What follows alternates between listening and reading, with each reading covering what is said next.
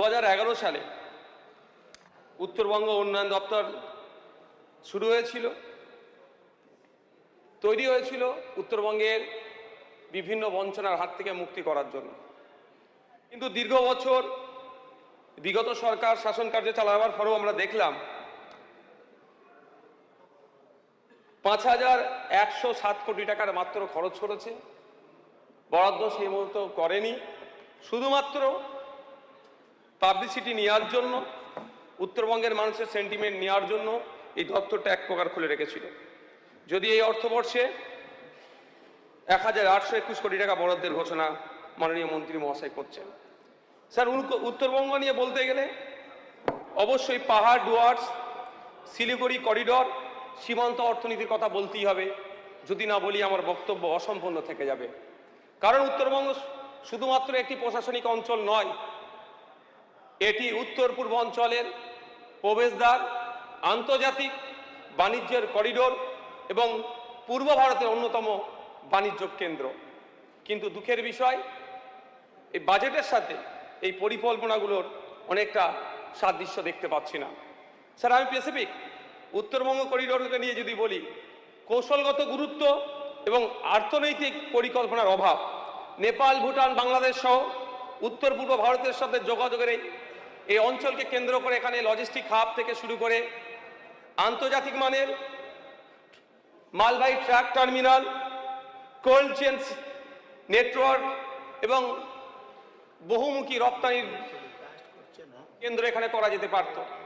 কিন্তু আমি এই বাজেটে মন্ত্রী মহাশয়কে জানতে চাই, তিনি জবাবি ভাষণে নিশ্চিতভাবে উত্তর দেবেন, এই বাজেটে শিলিগুড়িকে পূর্ব ভারতের অন্যতম আন্তর্জাতিক বাণিজ্য কেন্দ্র গড়ে তোলার জন্য কি কি পরিকল্পনা রেখেছেন।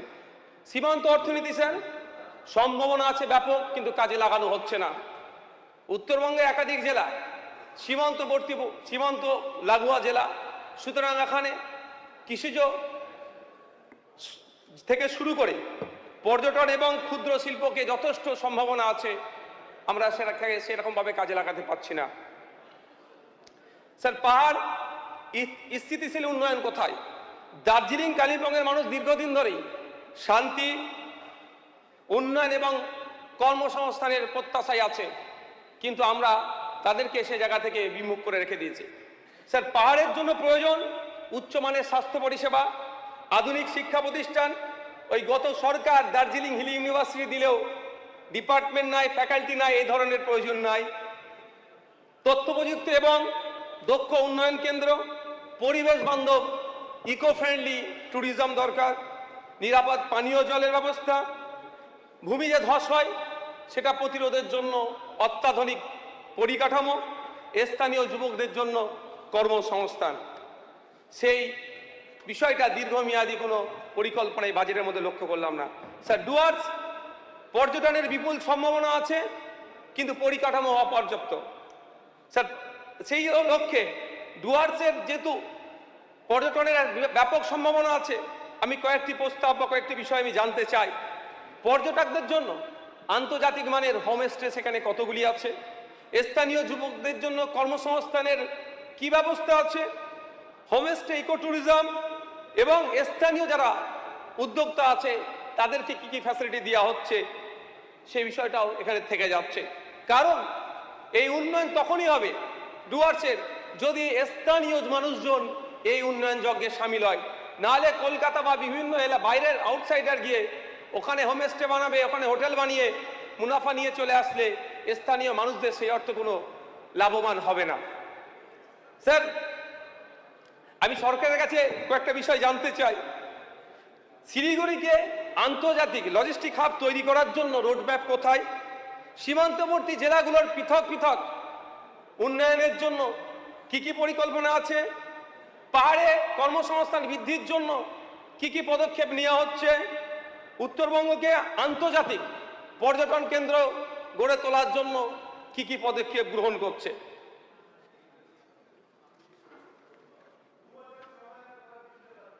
ও তখন এটা প্রশ্ন করছি, তখন উত্তর নেব, সাজেশন দিচ্ছি। স্যার, উত্তরবঙ্গের উন্নয়নের কথা বলতে গেলে পুরো উত্তরবঙ্গকে একক জনে দেখানো হয়, কিন্তু এই ধারণা থেকে আমাদের বেরিয়ে আসতে হবে। 8টি জেলাকে কেন্দ্র করে 26,200 বর্গ কিলোমিটার ভূখণ্ড আছে পশ্চিমবাংলার ভূখণ্ডের মধ্য থেকে, তাকে নিয়ে একটা বৃহত্তর উত্তরবঙ্গ গড়ে উঠেছে। 8টি জেলার 8 ধরনের সামাজিক ভৌগোলিক অবস্থান আছে, যেমন দার্জিলিংয়ের কালিম্পং, জলপাইগুড়ি, আলিপুরদুয়ার, কুচবিহার, উত্তর দিনাজপুর, দক্ষিণ দিনাজপুর, মালদা বিভিন্ন সমস্যা আছে এবং বিভিন্ন অবস্থান আছে। যদি মালদার কথা বলি, নদী ভাঙনের যে সমস্যা আছে সেটাকে দূরীকরণের জন্য আলাদা করে ব্যবস্থা নিতে হবে। দক্ষিণ দিনাজপুরের কৃষি শিল্পর একটা সম্ভাবনাময় জায়গা, আলাদা গুরুত্ব দিতে হবে। কালিম্পং অর্গানিকের ফল এবং ফুল চাষের জন্য ব্যাপক সম্ভাবনাময় জায়গা, আলাদা গুরুত্ব দিতে হবে। এবং দার্জিলিংয়ের আন্তর্জাতিক মানের পর্যটন কেন্দ্র গড়ে তোলার জন্য স্যার গুরুত্ব দিতে হবে। পরিশেষে একটাই কথা বলবো, উত্তরবঙ্গের মানুষ কোনো অনুগ্রহ চায়নি, তারা চায় সম অধিকার। সমান্তরালভাবে যেভাবে সমতলে উন্নয়ন হচ্ছে, পাহাড়ে বা উত্তরবঙ্গে উন্নয়ন হোক, এটা চাই। ধর্ম মহোদয়, আপনার মাধ্যমে রাজ্যের যুব কল্যাণ ও ক্রীড়া দপ্তরের মন্ত্রী নিয়ে আসা বাজেটের উপরে আমি চর্চা করছি। স্যার, প্রথমেই বলবো, যুবকদের শারীরিক বিকাশ ছাড়া মানসিক বিকাশ সম্ভব নয় বলে সুন্দর একটা বাক্য নিয়ে এসেছে। কিন্তু আমি প্রথমেই জানতে চাই যে এই মাত্র সামান্য 490 কোটি টাকা দিয়ে এই এত বড় স্পোর্টসের ফিল্ড আছে, কিভাবে সেটাকে পৌঁছানো যাবে? বিগত অর্থবর্ষ তথা 2025-26 অর্থবর্ষে যেটা বরাদ্দ হয়েছিল 840 কোটি টাকা, সেখানে বরঞ্চ বাড়া তো দূরের কথা, এক্ষেত্রে ছাঁটাই হয়েছে। তাই আমি অনুরোধ করব, সাপ্লিমেন্টারি বাজেটে এটা ইনক্রিজ করা হোক, অর্থ আরও বরাদ্দ করা হোক। কারণ হচ্ছে, এই বইয়েতে বাজেট বইয়ের 22 নম্বর পেজে আমি দেখছিলাম, সমস্ত বিধানসভার ক্ষেত্রে 5 কোটি টাকা ব্যয় করে একটি মিনি ইনডোর স্টেডিয়ামের স্থাপনের কথা বলা হয়েছে, যেটা এই আর্থিক বছরে 100টি এই সুযোগ দেওয়া হবে। 294 × 5 যদি করি 1470 কোটি টাকার ব্যাপার থাকছে, কিন্তু এই আর্থিক বছরেই শুধু 500 কোটি টাকার মিনি ইনডোর স্টেডিয়ামের কথা বলা হচ্ছে, কিন্তু বরাদ্দ হয়েছে 490 কোটি টাকা। তাহলে বাকি ফিল্ডের কাজগুলো কিভাবে হবে? স্পোর্টস নিয়ে কতটা সিরিয়াস সরকার, জবাবি ভাষণে নিশ্চিতভাবে দেবে। স্যার, আমি স্পেসিফিক কটা বিষয়ের উপরে বলবো। নেতাজি সুভাষচন্দ্র বোস ক্রীড়া পরিকাঠামো উন্নয়ন, স্বামী বিবেকানন্দ যুব উন্নয়ন প্রকল্পের ক্ষেত্রে কোনো জায়গায় 15 লক্ষ টাকা সহযোগিতা, কোনো জায়গায় জিম বা আনুষঙ্গিক বিষয়ে 3 থেকে বাড়িয়ে 5 লক্ষ টাকার সহযোগিতার কথা বলা হচ্ছে। এটাকে সাধুবাদ জানিয়ে শুধু এতটুকু কথা বলবো, বিগত দিনে দেখেছি আমরা ক্লাবকে 2 লাখ 1 লাখ পাইয়ে দিয়ে যেভাবে রাজনীতিকরণ হয়েছে, খেলার মাঠ ছেড়ে দিয়ে গ্রাম বোর্ড, ক্লাবের বা আমোদ প্রমোদের ক্ষেত্রে টাকাটা ব্যবহার হয়েছে, এক্ষেত্রে না হয় তার জন্য যথেষ্ট নজরদারি তদারকি করতে হবে। স্যার, এখানে বিবেকানন্দ যুব ভারতী স্টেডিয়ামের কথা উল্লেখ করেছে, ফিফা ওয়ার্ল্ড কাপ আন্ডার-17 এর কথা বলেছে। একটা বিষয় মনে হয় ছেড়ে গিয়েছে, আমি একটু মনে করে দিতে চাই। 13ই ডিসেম্বর 2025 সালে এক ভয়াবহ ঘটনার সাক্ষী আমরা দেখলাম। সারা বিশ্বের দরবারে আমাদের মাথা হেঁট হলো।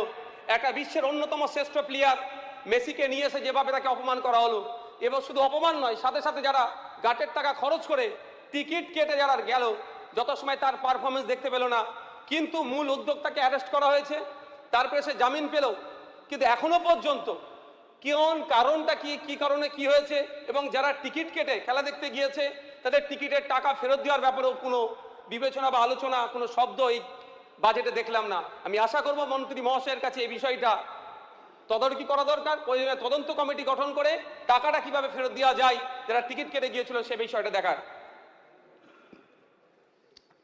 স্যার, উত্তরবঙ্গে একটা আন্তর্জাতিক মানের স্টেডিয়াম স্থাপনের জন্য 20 কোটি টাকা বরাদ্দের কথা বলা হয়েছে।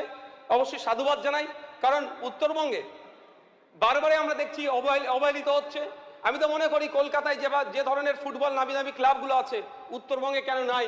যথেষ্ট উত্তরবঙ্গে ফুটবলের প্রচলিত আছে। এই বিশ্বকাপে দেখা গিয়েছে কিভাবে উন্মোদন ওখানে ছিল দর্শকদের মধ্যে। তা ওখানেও একটা স্টেডিয়াম হচ্ছে, কিন্তু ডিটেলস প্রজেক্ট রিপোর্ট কোথায়, প্রজেক্ট কস্ট কত, এখানে উল্লেখ নেই। শুধুমাত্র 20 কোটি টাকা বলে ছেড়ে দেওয়া হয়েছে। স্যার, স্পোর্টস ইউনিভার্সিটি, অবশ্যই এটা একটা যুগান্তরকারী পদক্ষেপ হবে, কিন্তু ইতিপূর্বে আমাদের পশ্চিমবাংলায় Netaji Subhas University of Sports 2025 সালে একটি প্রাইভেট বিল এসেছিল। জানি না ওই অগ্রগতি কি আছে, তবে ওই বিলের আমার এক জায়গায় সেকশন 10-এ আমার অবজেকশন ছিল, যেখানে ভিজিটর হিসাবে চিফ মিনিস্টারকে রাখা হয়েছিল, স্বাভাবিক নিয়মে গভর্নর থাকার কথা। সেই আমি অনুরোধ করব এই প্রাইভেট ইউনিভার্সিটিটারও অগ্রগতি নিয়ে তিনি বলবেন। শুধু স্যার স্পোর্টস ইউনিভার্সিটি করে দিলে হবে না, স্পোর্টস স্কুল করতে হবে, স্পোর্টস কলেজ করতে হবে, সাথে সাথে শারীরিক শিক্ষার যে সমস্ত অলরেডি অনুমোদিত পদ আছে, শূন্য পদ যেগুলো আছে সেগুলোকে যথাযথ পূরণেরও ব্যবস্থা করতে হবে। স্যার স্পোর্টস একাডেমির কথা অনেক উল্লেখ করেছে, আমি শুধু একটা ছোট্ট তথ্য দিতে যাই, যেখানে প্রায় এই বাজেট থেকে উপেক্ষা আছে সেটা ভলিবল, ওই ডিসিপ্লিন থেকে আমি উঠে এসেছি। স্যার এখানে আমাদের পশ্চিমবাংলা যে মহিলা ভলিবল টিম আছে অন্যান্য স্টেটের থেকে সবসময় 3 বা 4 র্যাঙ্কে থাকে, কিন্তু ভলিবলের একটা ভালো একাডেমি না থাকার ফলে আপনার ইন্ডিয়ার মধ্যে ওয়েস্ট বেঙ্গল টপে আসতে পারে না। তাই বিভিন্ন একাডেমির কথা উল্লেখ থাকলেও ভলিবল একাডেমির কথা উল্লেখ নেই। আমি অনুরোধ করব মন্ত্রী মহাশয়কে যে একটা ভালো ভলিবল একাডেমি করা হোক। স্যার নেশামুক্ত ভারত গড়ার লক্ষ্যে যে যুব সচেতনতার অভিযান আছে, এখানে আমি দুটো পয়েন্ট বলবো। একটা স্যার বিড়ি, তেরেঙ্গা, গুটখা থেকে শুরু করে সিগারেট, মদ, গাঁজা সম্পূর্ণরূপে পশ্চিমবাংলায় বন্ধ করা দরকার, কারণ যুব সমাজ যেভাবে আসক্ত হয়ে পড়ছে এতে ক্ষতি হচ্ছে। দ্বিতীয় স্যার যেটা হচ্ছে অনলাইন গেমের ফলে এতটা আসক্তি হয়ে যাচ্ছে, WHO মতে এই অনিয়ন্ত্রিত গেমিং আসক্তি এক প্রকার মানসিক রোগ, যাকে গেমিং ডিসঅর্ডার বা ডিজিটাল মাদকও বলা হচ্ছে। তাই আমি অনুরোধ করবো আমার দেশের সরকার the promotion and regulation of online gaming act 2025 যেটা রুল হিসেবে 2026 এসেছে, তাকে সামনে রেখে এবং the West Bengal gambling act and prize competition act 1957কে সামনে রেখে একটা আইন তৈরি করা দরকার, যে আইনের মাধ্যমে এই অনলাইন গেমকে কন্ট্রোল নেওয়া যায়। স্যার স্পোর্টস মেডিসিনের কথা বলা হয়েছে, অবশ্যই এটাকে স্বাগত জানিয়ে বলবো ক্রীড়াবিদদের পুষ্টিগত অবস্থা সম্পর্কে সচেতনের জন্য একটা অভিজ্ঞ সম্পন্ন লোকের বা অ্যাপয়েন্টের কথা বলেছে। আমি এখানে স্যার বলবো ম্যাক্সিমাম ক্ষেত্রে দেখা যাবে যারা গ্রাম থেকে উঠে আসছে প্লেয়ার হিসাবে আর্থিকভাবে দুর্বল, বিগত বাম সরকারের আমলে প্রতিভাবান প্লেয়ারদের জন্য স্টাইপেন্ডের ব্যবস্থা ছিল, যেটা আমিও নিয়মিত পেতাম, কিন্তু বিগত 15 বছরের সরকার সেটাকে বন্ধ করে দিয়েছে। আমি অনুরোধ করবো এই পুষ্টির কথা মাথায় রেখে এবং তাদের যাতায়াতের জন্য, প্র্যাকটিস থেকে বাড়ি ফেরার জন্য, এই ট্রাভেলিং অ্যালায়েন্সের জন্য এক প্রতিভাবান প্লেয়ারদের জন্য একটা ভাতা নতুন করে ব্যবস্থা করা হোক। স্যার ক্রীড়ানীতির কথা বলা হয়েছে, আমি একটা শুধু এখানে শুধু যোগ করব, এই মুহূর্তে ওয়েস্ট বেঙ্গলে যে কটা রাজ্য স্তরে ক্রীড়া সংস্থা আছে প্রত্যেকটাকে ডিসলভ করে দেওয়ার প্রয়োজন আমি মনে করছি। নতুন করে কমিটি তৈরি হোক এবং যারা যোগ্য ব্যক্তি তাদেরকে সেখানে ইনক্লুড করা হোক। স্যার আমাকে একটু 1 থেকে 1.5 মিনিট এক্সট্রা টাইম দেবেন, কারণ আমি স্যার এই ফিল্ড থেকে এসেছিলাম, আমি ভেবেছিলাম একটু টাইম বেশি পাবো, কিন্তু দুর্ভাগ্য পাইনি। সে বিষয়ে আমি বিতর্কে জড়াবো না, শুধু স্যার বলবো যে এখানে চাকরির কথা বলা হয়েছে, আমি অনুরোধ করব বিগত বাম সরকারের আমলে স্পোর্টস কোটায় 2% সংরক্ষণ ছিল। যেমন sir Kolkata municipal corporation, fire brigade, food and supply, state transport থেকে শুরু করে ওয়েস্ট বেঙ্গল পুলিশ, কলকাতা পুলিশের মতো ক্ষেত্রে স্পোর্টস কোটায় 2% রিক্রুটমেন্ট ছিল, কিন্তু আমার বর্তমানে সেটা বন্ধ হয়ে গেছে। আমি অনুরোধ করব 2% থেকে বেরিয়ে সেটা 5% হোক। তবে হ্যাঁ, আন্ডার 21 তথা ইউথ লেভেলে যারা ন্যাশনাল টিমে গিয়েছে, ন্যাশনাল চ্যাম্পিয়নশিপে গিয়েছে, তাদেরকে নিয়মিত চাকরির ব্যবস্থা করলে আমাদের পশ্চিমবাংলা রাজ্যের স্পোর্টসের মান বাড়বে। গত বিধানসভাতে যখন প্যারিস অলিম্পিকে মানু ভাকের গোল্ড যখন পদক পেয়েছিল, আমাদের এই হাউসে তাকে আমরা ফেলিসিটেট করেছি, কিন্তু 117 জন প্লেয়ার প্যারিস অলিম্পিকে পারফরমেন্স করতে গিয়েছিল, দুর্ভাগ্য আমাদের ওয়েস্ট বেঙ্গল থেকে মাত্র 3 জন গিয়েছিল। এখন দেখলে স্যার দেখা যাবে সারা ভারতবর্ষে একটা সময় ছিল বাঙালি ফুটবলাররা 11 জন 12 জন করে থাকতো, কিন্তু এখন ভারতবর্ষে যে ফুটবল টিম আছে সেই টিমের আপনি যদি নামের লিস্ট দেখেন বাঙালি ফুটবলারদেরকে খুঁজে পাওয়া যাবে না। সুতরাং ফুটবল মাঠ থেকে শুরু করে ক্রিকেট, ভলিবল, আরও যে ডিসিপ্লিনগুলো আছে সেইগুলো যথাযথ লক্ষ্য দিতে হবে।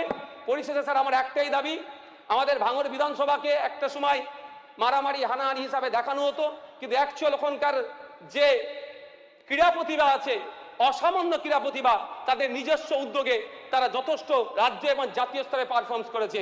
পিউঢালি বক্সার ভাঙড় থেকে উঠে এসেছে। এই কদিন আগে 400 মিটার রিলে যে এসেছে তৌরা খাতুন ভাঙড় থেকে, বিশেষভাবে সক্ষম, বুলবুল নাম তার, সে ইন্টারন্যাশনাল পারফরমেন্স করে দেশের জন্য গোল্ড নিয়ে এসেছে। তাই পরিশেষে স্যার অনুরোধ একটাই, ভাঙড়ে একটা স্পোর্টস কমপ্লেক্স দেওয়া হোক। ধন্যবাদ স্যার। ধন্যবাদ আমাকে সুযোগ দেওয়ার জন্য। 2026-27 অর্থবর্ষে পর্যটন দপ্তরের ব্যয় বরাদ্দের উপরে আলোচনার সুযোগ দেওয়া। স্যার, আলোচনা করতে গিয়ে বলবো, পর্যটন এমন একটি ক্ষেত্র শুধুমাত্র বিনোদনের সাথে যুক্ত নয়, এটি কর্মসংস্থান, ক্ষুদ্র ব্যবসা, হস্তশিল্প, পরিবহন, হোটেল শিল্প এবং স্থানীয় অর্থনীতির মূল চালিকা। কিন্তু এই বাজেট দেখলে, বাজেটের বরাদ্দ দেখলে কোনো একটা জায়গায় প্রশ্ন থেকে যাচ্ছে, এই বিপুল সম্ভাবনাময় পশ্চিমবাংলায় যে পর্যটন শিল্প আছে কতটা বিকাশ ঘটবে। স্যার, পশ্চিমবঙ্গের উত্তরে দার্জিলিং থেকে শুরু করে ডুয়ার্স, দক্ষিণে সুন্দরবন, দীঘা, পশ্চিমে ঝাড়গ্রামের জঙ্গল, পুরুলিয়ার পাহাড় এবং বিষ্ণুপুরের ঐতিহ্য, রাজ্যের মাঝামাঝি শান্তিনিকেতন, মুর্শিদাবাদ, গৌড় পান্ডুয়া সহ একাধিক হেরিটেজ সাইট।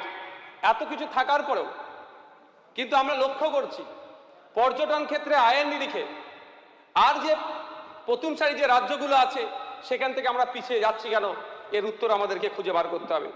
কারণ স্যার, তথ্য বলছে বিদেশি নাগরিকদের সর্বোচ্চ পছন্দের রাজ্যগুলির মধ্যে দ্বিতীয় আমাদের ওয়েস্ট বেঙ্গল। এখানে মহারাষ্ট্রের পরেই বেশি নাগরিক আমাদের এখানে আসে, কিন্তু যে রাজস্ব আসে বা যে ইনকাম আসে সেখানে মাত্র 15,214 কোটি টাকা দেখাচ্ছে, যেটা আমরা অষ্টম স্থানে আছি। এর কারণ আমাদেরকে স্যার খুঁজে বার করতে হবে। স্যার, পর্যটন শিল্পের সাথে লক্ষাধিক ক্ষুদ্র ব্যবসায়ী, গাইড, গাড়ির চালক, হোটেল কর্মী, হস্তশিল্প এবং স্থানীয় উদ্যোক্তারা জড়িয়ে আছে। কিন্তু এই বাজেটে তাদের দক্ষতা বৃদ্ধি, সহজ ঋণ, বাজার সম্প্রসারণ এবং স্থায়ী কর্মসংস্থানের সুস্পষ্ট নীতি আমরা দেখতে পেলাম না। পর্যটন দপ্তরের সাফল্য শুধুমাত্র কত টাকা বাজেটে বরাদ্দ হয়েছে তা দিয়ে নয়, তা দিয়ে বিচার নয়। বিচার করতে হবে নতুন কত কর্মসংস্থান সৃষ্টি হয়েছে, কত নতুন পর্যটন প্রকল্প সম্পূর্ণ হয়েছে, কত বিদেশি এবং দেশীয় পর্যটক আমাদের রাজ্যে এসেছে এবং পর্যটকদের গড় অবস্থানকাল কতটা এবং রেভিনিউ কতটা আসছে তার উপরে নির্ভর করতে হবে। তাই স্যার, আমি জোরের সঙ্গে বলতে পারি আমাদের পশ্চিমবঙ্গের পর্যটন একটা সম্ভাবনাময় শিল্প, কিন্তু এই শিল্পকে উচ্চতর জায়গায় নিয়ে যেতে গেলে চাই জবাবদিহিতা, স্বচ্ছতা এবং নির্দিষ্ট পরিকল্পনা। এবং কিন্তু স্যার, আমি এই বাজেট বইয়ে বেশ কয়েকটি বিষয় দেখলাম, যেমন হোমস্টের বিষয়। বর্তমানে পশ্চিমবাংলার রেজিস্টার্ড হোমস্টের সংখ্যা প্রায় 5,322টি, কিন্তু একটা জিনিস অদ্ভুতভাবে লক্ষ্য করলাম বাইরে থেকে তথ্য নিয়ে, কালিম্পং ডিস্ট্রিক্টে এনওসি ছাড়াই প্রায় 1200 হোমস্টে চলছে। এই হোমস্টের নামে যেভাবে বৃক্ষকে ছেদন করে, জঙ্গলকে ধ্বংস করে পর্যটন শিল্পের উন্নতি ঘটানোর কথা বলেছে, ওগুলোকে তদন্তের আওতায় নিয়ে আসা দরকার। আমরা অবশ্যই পর্যটন শিল্পের বিকাশ ঘটক চাইব, তবে ইকো ফ্রেন্ডলি সিস্টেমের মধ্যে দিয়ে চলবে। কোনোভাবেই এই আমাদের বাস্তুতন্ত্র আছে কোনোভাবেই না ব্রেক হয়, সেটা আমাদের স্যার লক্ষ্য রাখতে হবে। স্যার, ধর্মীয় পর্যটনের কথা বলা হয়েছে। বিজেপি সরকারের একটা স্লোগান সবকা সাথ সবকা বিকাশ বললেও এই বাজেটে তার আমি অনুপস্থিত দেখতে পেলাম। এখানে হিন্দু সম্প্রদায়ের যে ধর্মীয় স্থানগুলো আছে সেগুলো সেই সম্পর্কে পদক্ষেপ গ্রহণ করার কথা বললেও বাকি যেগুলো অন্যান্য সম্প্রদায় আছেন, যেমন মুসলিম, খ্রিস্টান, শিখ, জৈন, বৌদ্ধ, পার্সি, তাদের ধর্মীয় স্থান এখানে স্থান পায়নি। স্যার, যেমন হুগলির ফুরফুরা শরীফ, ব্যান্ডেল চার্চ বা কলকাতার গুরুদুয়ারার বড় সংগত শিখ সংগত, দাঁতলের মোগলমারি বৌদ্ধ মঠ, পরেশনাথ মন্দির, জৈন মন্দির সহ পার্সিদের ধর্মীয় স্থান এই ধর্মীয় পর্যটনের জায়গা পায়নি। আমি আশা করব বিভিন্ন ধর্মীয়, বিভিন্ন সম্প্রদায়গত এবং বিভিন্ন ভাষাগত অনেক ক্ষেত্রে পর্যটন আছে, ধর্মীয় স্থান আছে, সেগুলোকে এখানে ইনক্লুড করা হোক। স্যার, আমাদের রাজ্যে যত বেশি পর্যটক আসবে তত আমাদের উন্নতি হবে এবং আমাদের রাজস্ব বাড়বে। স্যার, একটা তথ্য বলছে এয়ারপোর্ট অথরিটি অফ ইন্ডিয়া দেওয়ার তথ্য হচ্ছে পশ্চিমবাংলায় গত 2025 সালে ইন্টারন্যাশনাল ভিজিটর্স হচ্ছে প্রায় 27 লক্ষের কাছাকাছি। আমি একটা জোর করে কথা বলবো, পর্যটন মন্ত্রীকে বলবো সেন্ট্রাল এভিয়েশন মিনিস্টারের সাথে যোগাযোগ করতে। কলকাতার ইন্টারন্যাশনাল এয়ারপোর্ট থেকে ইউরোপের সরাসরি যোগাযোগ ব্যবস্থা না থাকার ফলে ইউরোপ থেকে অনেক পর্যটকরা এখানে সেভাবে আসতে পারছে না। শুধু তাই নয়, বাগডোগরাতে যে এয়ারপোর্ট আছে মাত্র দুটো ইন্টারন্যাশনাল রুট আছে, একটা থাইল্যান্ড, একটা ভুটান, তাও সপ্তাহে দুটো করে চলে। ওখানেও পর্যাপ্ত পরিমাণে ইন্টারন্যাশনাল ফ্লাইট যাতে আসে তার ব্যবস্থা করতে হবে। এবং পশ্চিমবাংলার যেখানে পর্যটন এরিয়া আছে, সম্ভাবনাময় এরিয়া আছে ভিন্ন রাজ্য থেকে, সেখানেও কানেক্টিভিটি তৈরি করতে হবে। সেটা বাসেরও হতে পারে বা ট্রেনও হতে পারে। শুধু তাই নয় স্যার, আমরা যখন বিদেশে ভ্রমণ করেছি দেখেছি ক্রুজে করে যেভাবে ভিজিট করানো হয় প্যাকেজ সিস্টেমে, আমাদের এখানে সুন্দরবনের মতো এত ভালো জায়গা থাকার পরেও আমরা করতে পারছি না। এদিকটাও সরকারকে মনোনিবেশ করতে হবে যাতে ক্রুজে ভ্রমণের ব্যবস্থা যাতে করা যেতে পারে। কারণ সুন্দরবনের একটা পার্ট আমাদের ইন্ডিয়াতে আছে, একটা পার্ট বাংলাদেশে আছে। আমরা দুটো দেশ যৌথভাবে যদি এই ভিজিটটা করাতে পারি ক্রুজের উপরে, আমাদের রাজ্যের অনেক অংশের ব্যয় রাজস্ব বাড়বে। ধন্যবাদ স্যার আমাকে এই বাজেটের উপরে বলতে দেওয়ার জন্য।